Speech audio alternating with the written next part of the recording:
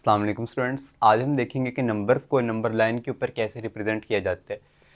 तो पहले हम ये देखते हैं नंबर लाइन होता क्या है। नंबर लाइन जैसे कि नाम से ज़ाहिर है, एक लाइन है हमारे पास जिसके ऊपर कुछ नंबर्स हमें दिए गए होंगे। अब उसने बात की लाइन की, तो जब भी लाइन हो ना, हम दोनों साइड पे एरो हेड्स बना देते हैं। अगर एरो हेड ना बनाएं, सिंपल ये लिखें, तो ये लाइन सेगमेंट होता है। तो हमने एक लाइन बना दी। अब हम क्या करेंगे, कुछ नंबर्स लिख देंगे ऊपर, बिल्कुल दरमियान में ज़ीरो आ जाएगा। राइट साइड पे सारे पॉजिटिव नंबर आएंगे, 1 2 3 4, इस तरह ही आगे चलता जाएगा, आप जितना इसको लिखना चाहें।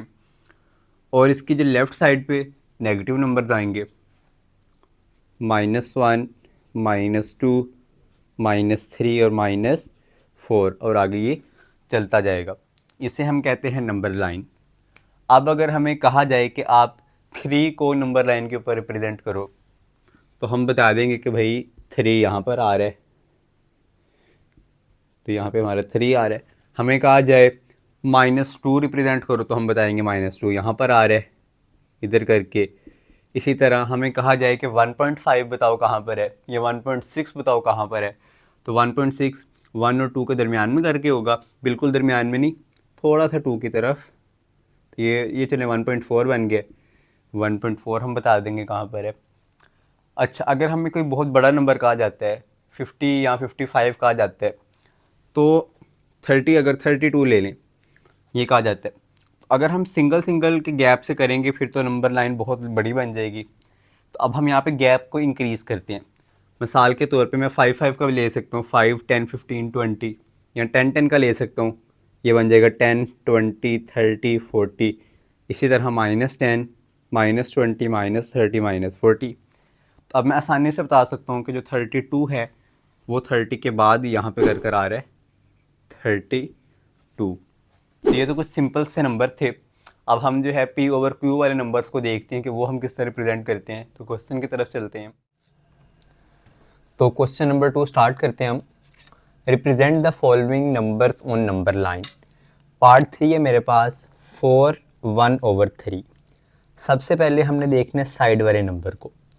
साइड पे हमारे पास 4 है, तो हमने नंबर लाइन पे 4 के ऊपर आ जाना है। उसके बाद हमने देखना है नीचे वाले नंबर को। नीचे मेरे पास 3।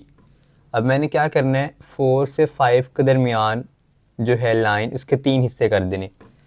अगर मेरे पास एक लाइन हो और उसके 2 हिस्से करने हो, तो मैं क्या करता हूँ कि दरमियान में एक कट लगा दूंगा, अब इसके 2 हिस्से हो जाएंगे। इसी तरह अगर मैंने इस लाइन के 3 हिस्से करने हो तो मैं 2 कट लगा दूंगा, तो अब मेरे पास 3 हिस्से हो जाएंगे। तो सेम यहाँ पे 3 हिस्से करने के लिए मैं 2 कट लगा देता हूँ। तो पहले हमने 4 को देखा, उसके बाद नीचे वाले 3 के मुताबिक हमने 2 कट लगा दिए ताकि इसके 3 हिस्से हो जाएं। अब आएगा ऊपर वाला 1। हमने क्या करना है, जो हमारा पहला कट है उसके ऊपर एक लाइन ड्रा कर देनी है। 4 से मैंने देखना है 4 के बाद मेरा पहला कट कहाँ पर है, यहाँ पर है। तो इधर मैंने एक लाइन ड्रा कर दी और बता देना कि यहाँ पे हमारा जो पॉइंट है वो लाई कर रहा है 4 1 ओवर 3। अब आगे इसका पार्ट 4 है मेरे पास, -2 1 ओवर 7। तो ये माइनस है हम आ जाएंगे नेगेटिव साइड पे। अब देखें मैंने यहाँ पे 6 तक बनाया हुआ है, यहाँ पे -3 तक बनाया हुआ है, तो हमारी मर्ज़ी कि हम इसको जहाँ तक मर्ज़ी बना सकते हैं। -2 मेरे पास है यहाँ पे। अब 7 है, तो हमने -2 से -3 के दरमियान वाली लाइन के 7 हिस्से करने हैं, और 7 हिस्से करने के लिए मुझे 6 कट लगाने पड़ेंगे। तो 1 2 3 4 5 और 6, ये मैंने 6 कट लगा दिए। ऊपर है 1। अब जो पहला कट है उसके ऊपर मैंने अपना लाइन बना देनी है। तो -2 की तरफ से मैंने देखना है, पहला कट यहाँ पर आ रहा है, तो इधर मैं अपनी लाइन बनाऊँगा और यहाँ पर आ जाएगा -2 1 ओवर 7। यहाँ पे आप नीचे P भी लिख लें तो अच्छी बात है, इसका मतलब होता है पॉइंट। उसके बाद 5 ओवर 8, साइड पे कुछ भी नज़र नहीं आ रहा, मतलब यहाँ पर 0 है, तो मैं 0 से 1 के दरमियान में देखूँगा। नीचे 8 है, तो इसको 8 हिस्से करने के लिए मैं 7 कट लगा दूँगा, 1 2 3 4 5 6 और 7। ऊपर 5 है। अब साइड पे 0 था तो 0 वाली साइड से शुरू करूँगा और 5वें कट के ऊपर मैं पॉइंट बता दूँगा अपना, 1 2 3 4 5 यहाँ पे। तो इसका आंसर आ गया 5/8। इसी तरह 2 3/4 है, तो 2 की तरफ से शुरू किया, 4 हिस्से करने के लिए 3 मैंने कट लगा दिए, और जो तीसरा कट है 1 2 3 वहाँ पे मेरा पॉइंट लाई कर रहा है 2 3/4। अब इसके पहले दो पार्ट रह गए थे, उनको देखते हैं हम। √2 और √3, इसको करने के लिए हमें थोड़ी सी ट्रिग्नोमेट्री करनी पड़ेगी। अच्छा, यहाँ से लेकर यहाँ तक का फासला है 1 यूनिट। देखिए 0 से 1 तक 1 यूनिट है। अब मैं क्या करूँगा कि यहाँ से यहाँ तक इसको मेजर कर लूँगा कंपास की मदद से। अब ये मेरे पास इतनी लेंथ आ गई है। अब इतनी लेंथ सेम इसके बिल्कुल ऊपर कर लूँगा। अब मैंने एक लाइन लगानी है, यहाँ से बेशक ऊपर चले जाए लेकिन सीधा स्ट्रेट लाइन लगानी है, और यहाँ पे कट कर रही थी ना, तो यहाँ पे मैंने वो पॉइंट कर देना। आप इसको डी की मदद से भी कर सकते हैं। अच्छा, यहाँ से यहाँ तक है मेरे पास 1 यूनिट, और यहाँ से यहाँ तक भी 1 ही है, क्योंकि हमने जो चीज़ यहाँ पे रखी है वही यहाँ पे रखी है। अब मैं क्या करूँगा, इसको इससे जोड़ दूँगा। तो स्केल के साथ इसको इसके साथ मैं जोड़ लेता हूँ। अब हम यहाँ पे अप्लाई करेंगे पाइथागोरस थ्योरम। ये आपने क्लास 8 में पढ़ा होगा। ये ट्रायंगल बैंड है मेरे पास, राइट एंगल ट्रायंगल। एक साइड ये है, एक साइड ये है। इसको हम कहते हैं ए, तो ये आ जाएगा ए का स्क्वायर। इसको कहते हैं बी प्लस बी का स्क्वायर इक्वल ये होता है सी, इसे कह देंगे सी का स्क्वायर। तो ए बी और सी, ए की वैल्यू हमें पता है, बी की भी पता है, सी की हम फाइंड करेंगे। तो ए की वैल्यू 1 है, ऊपर स्क्वायर आ गया, प्लस 1 स्क्वायर इक्वल सी का स्क्वायर। उसके बाद 1 का स्क्वायर 1 नहीं होता है, इधर भी 1 इक्वल सी का स्क्वायर। 1 + 1 होता है 2 इक्वल सी का स्क्वायर। स्क्वायर ख़त्म करने के लिए हम क्या करेंगे, दोनों तरफ अंडर रूट ले लेंगे, तो ये से कैंसिल हो गया। सी की वैल्यू आ गई √2, तो ये यहाँ से यहाँ तक क्या आया है, √2।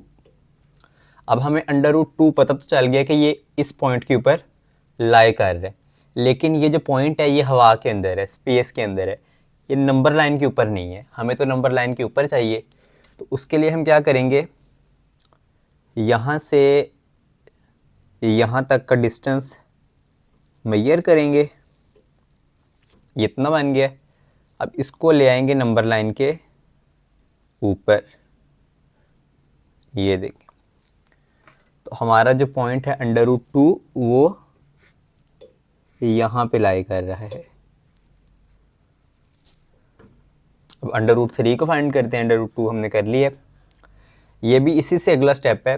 अगर आपको √3 फाइंड करना होगा तो पहले आपको ये फाइंड करना पड़ेगा, उसके बाद ही आप √3 फाइंड कर सकते हैं। तो इसको देखते हैं।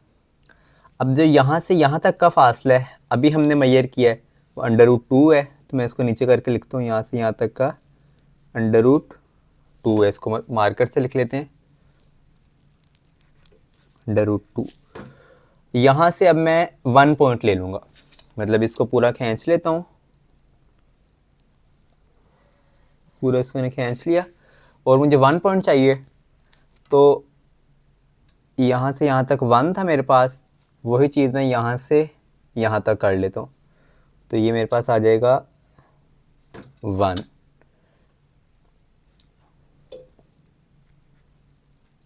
यहाँ से यहाँ तक √2, यहाँ से यहाँ तक 1 आ गया। अब मैं इसको इसके साथ मिला देता हूँ।